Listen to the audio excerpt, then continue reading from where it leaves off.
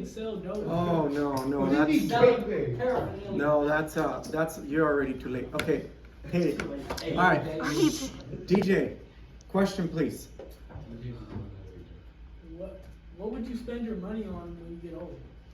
Okay, first of all, being old doesn't mean you're dead.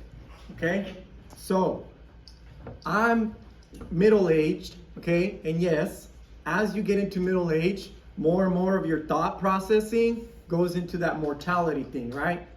Because it's like we're midlife crisis. You've lived half your life. Maybe you got a little, another half left, or maybe you don't if you're in poor health. So to answer your question, there's a lot of things you can do. Midlife to end of your life. For starters, when you're retired, because you're saying, oh, if I'm 60, I'm not gonna have any fun or whatever because I'm old. Not if you're in great shape. This is why I said in my success book, take care of your body. Because a 60-year-old that is fit, I've seen 60-year-olds on YouTube that are running quarter miles in a minute and a half, okay, or less. They're really fit. They're still strong, okay? So you can, if you're married still, I'm not saying you're gonna be married at that point because you can get a divorce or whatever, but let's say you're married still. You and your wife can travel. You can go to countries you've never visited with that money that you've saved up. You're not gonna be able to do it every year because then you're gonna deplete your retirement savings rapidly. You want it to last as long as possible because you don't know how long you're gonna live, guys. You could go from 60 retirement age to 90. That's 3 decades where you have to, you're no longer getting a job salary or you're no longer getting a business income from or whatever, but you have savings and you have other sources.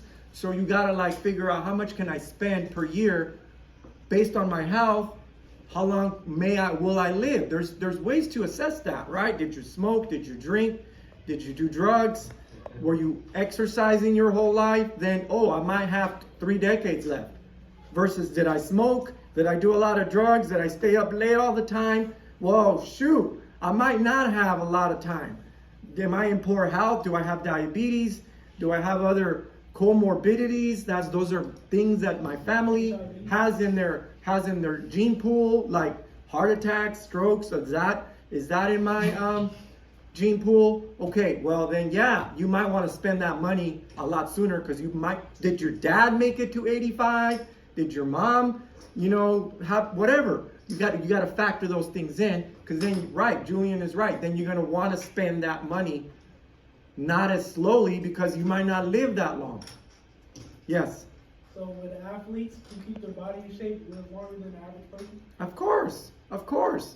Exercise is one of the keys to staying healthy and to living a longer life. Exercise. It always is. And elite athletes, so you have like your older gentlemen who are still training hard, competing, running marathons or getting on their body. Yeah, they're still competing and that's even better.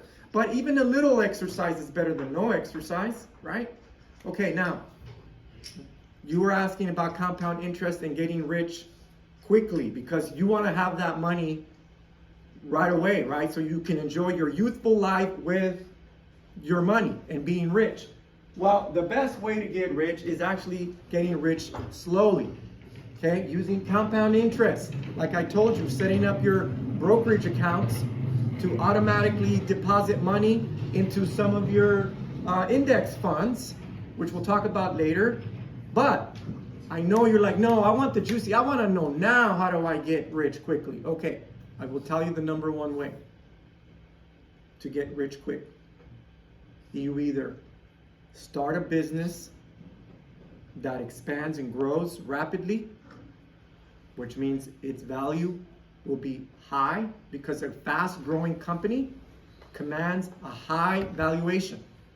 And then after 5 to 10 years, you sell it. So if you look at YouTube videos of, it's called FIRE, people who retire early, and there's videos of them saying, this is how I retired early. I'm 35, I'm 40, I live in San Diego, and this is what I did to retire at 35. That's what you want, right? You want to retire. 35 is very young, my man. Why are you shaking your head? I want to retire at 18. Oh my God. Come on. DJ. Okay, you're being absurd. Okay, so how did they do it? They did it like this. They started a tech company, some sort of tech company. It grew rapidly, and they sold it. Somebody came in, a bigger player, a bigger company, and said, "I want that company, sir. Would you be willing to sell it, or ma'am, would you be willing to sell your company?" We evaluate according to our appraisers. It is worth $10 million. And you're going to obviously say, no, it's worth more than that, right? You're going to have your own way of evaluating. You might have seen that on Shark Tank, but those are like little things. We're talking a big growth company. Because if you're a big growing company that you started right away as a young person, you're not going to go on Shark Tank. Someone's going to come to you. They're going to pay attention, like, look at this company in this field, in this tech. So that's what it is. If you really want to become wealthy fast, that's how all the people have done it. They've started a tech company that grew rapidly and sold it for millions.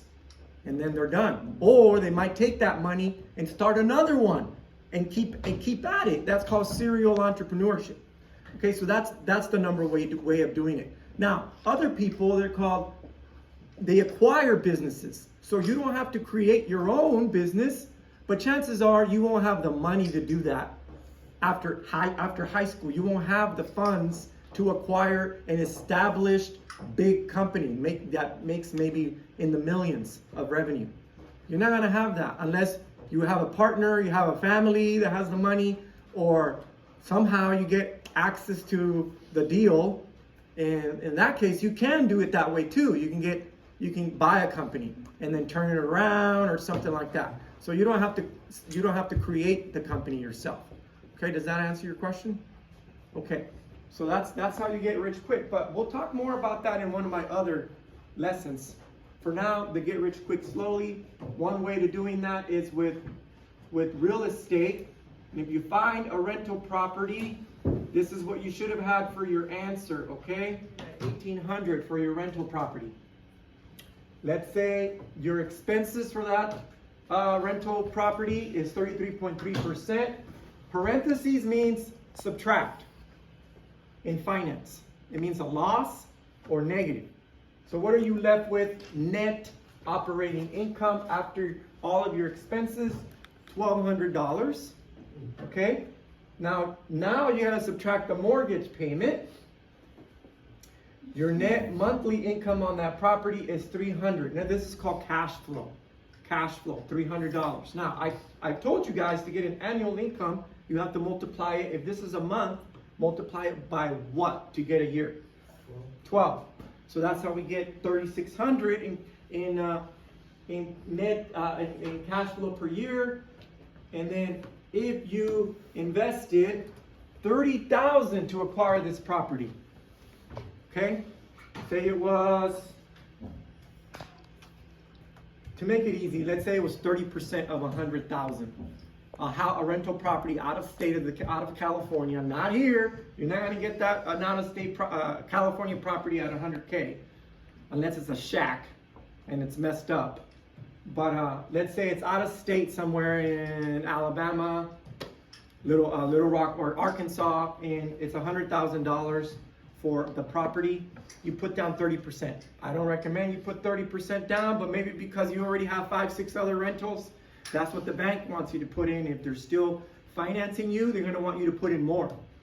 So you put in 30% of 100, which is 30,000, and you do the math, 3,600 annual divided by 30,000 equals 0.12. And I taught you guys that's easy math, convert it to a percent, is 12% cash on cash return. Is that a good return for a rental property? Yeah, anything 10% or above is good, especially during certain times. Like right now in the stock market, the average return it's been 10% for years now on the stock market. So you're making 2% more per year on that. Now, that's if you're doing passive investing where you're only investing in index fund. The average return is 10% in the stock market. 12% you're doing a little better. And as an investor, you gotta always think, where am I gonna put my cash? Is this investment worthwhile? Do I want to put this in $30,000 in an Ally Bank 3.6% yield money market account? No, 3.6%.